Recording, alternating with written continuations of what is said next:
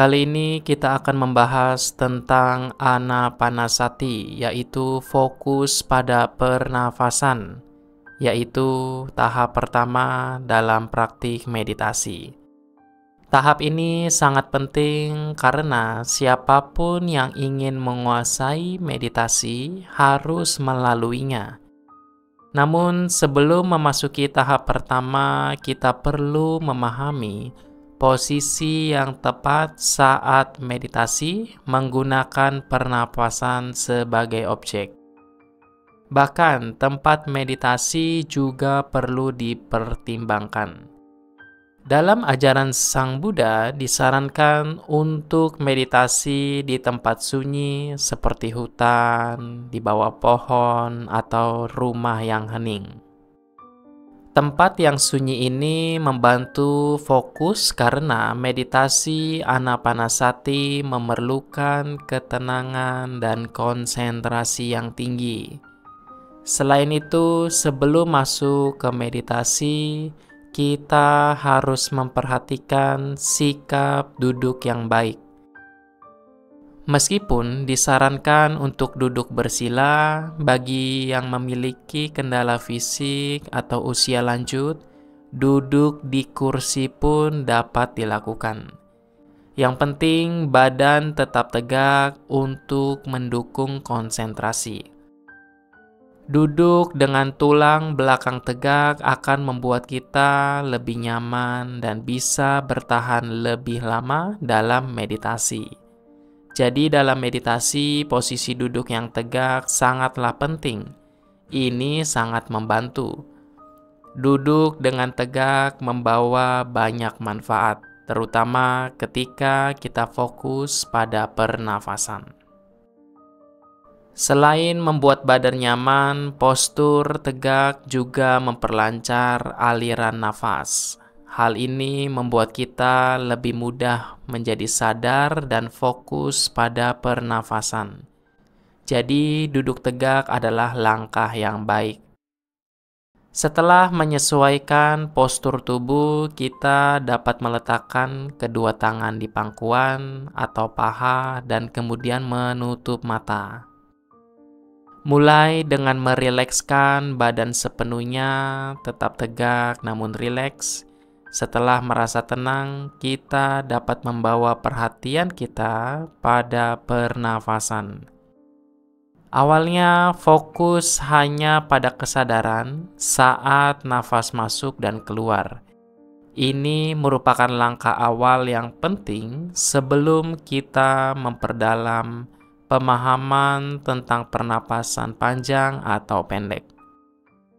Sang Buddha menekankan pentingnya kesadaran pada nafas saat nafas masuk dan keluar. Hal ini ditekankan karena fokus pada nafas membantu kita mengarahkan perhatian pada objek meditasi yang paling dasar, yaitu pernafasan. Kita diminta untuk merasakan sentuhan nafas di sekitar rongga hidung yang menjadi fokus utama. Ini membantu kita tetap terkonsentrasi tanpa perlu berpikir terlalu banyak tentang nafas itu sendiri.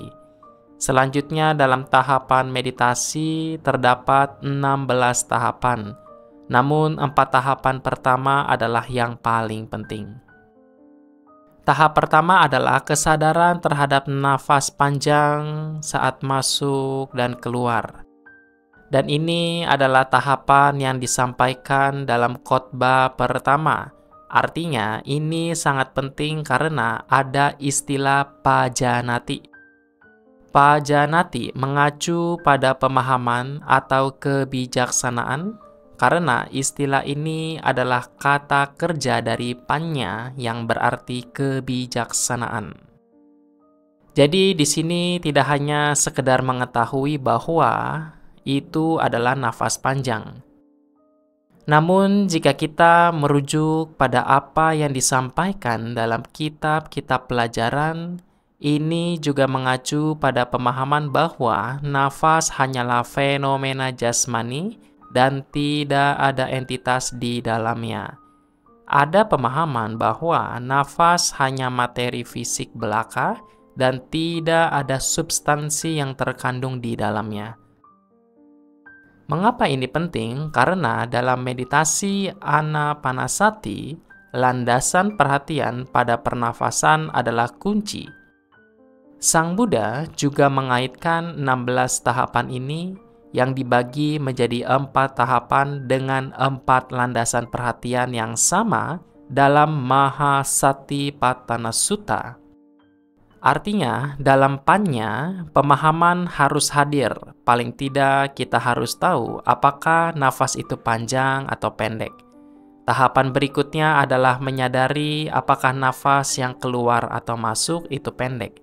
Dalam latihan meditasi ditemukan bahwa beberapa orang memiliki kecenderungan bernafas panjang, sementara yang lainnya lebih cenderung bernafas pendek.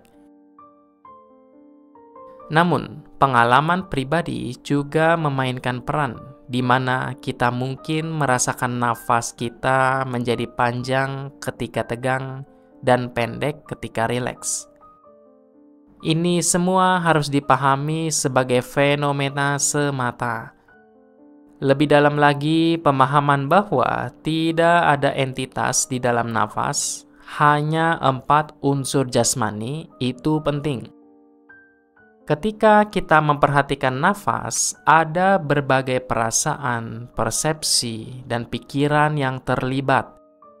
Pemahaman ini adalah bagian dari kebijaksanaan yang bebas dari ketidaktahuan, yang menyadari bahwa nafas hanyalah materi jasmania semata. Nah, ini adalah tahapan pertama dan kedua, mengetahui nafas panjang dan pendek.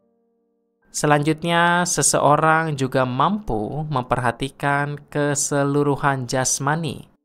Ini bukan sekedar merasakan, tetapi lebih ke mengetahui jasmani secara menyeluruh.